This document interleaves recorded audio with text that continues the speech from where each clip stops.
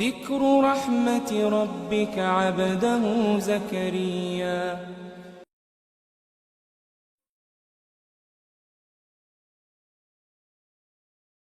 Baik, jika terinfeksi dengan nilai-nilai keburukan, maka di sini kasusnya adalah kembalikan ke Quran surah ke-4 An-Nisa ayat 17 sampai dengan ayat ke-18. Itu yang dikenal dengan taubat namanya. Ya, innamat taubatu 'alallahi lilladzina ya'maluna su'a bijahalatin tsumma yatubuna min qarib. Ya, sungguh taubat itu berlaku kata Allah bagi orang-orang yang terinfeksi dengan penyakit buruk. Su itu, nih, lihat ayatnya. Innamat taubatu 'alallahi lilladzina ya'maluna su'an. Taubat itu dilakukan orang yang terinfeksi dengan keburukan. Su itu pekerjaan nafsu. Nafsu, dari mana taunya? Quran surah 12 ayat 53. Inna nafsa la'ammaratun bisu. Su sumbernya nafsu. Kalau ada orang kemudian digerakkan nafsu berbuat buruk kemudian sampai terinfeksi dirinya, maka caranya dengan taubat. Apa itu taubat? Taubat itu artinya kembali kepada nilai-nilai kebaikan dengan cara meninggalkan perilaku buruk yang dikerjakan. Misal, fujur tadi bisa terrespon dengan perilaku maksiat. Maksiat lewat mata nonton tayangan-tayangan yang tidak baik.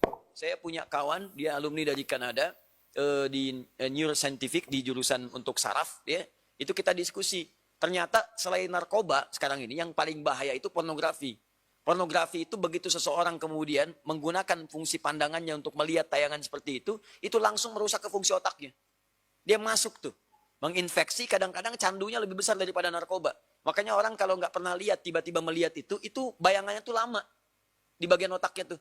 Kadang-kadang penasaran, padahal udah dipalingkan, tadi apa sih, apa benar salah gitu ya.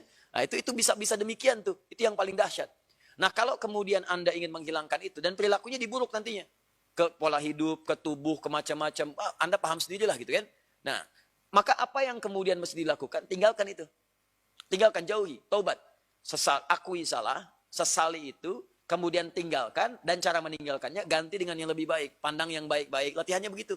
Lihat yang baik-baik ya. Awas, kalau orang terbiasa melihat yang halal, maka yang haram akan alergi. Sama dengan pasangan kehidupan di keluarga. Kalau sering melihat yang halal, pada yang haram itu nggak akan ada ketertarikan berlebihan, nggak ada. Ya, tapi kalau sering melihat yang haram, istri orang itu kan bukan mahram antum.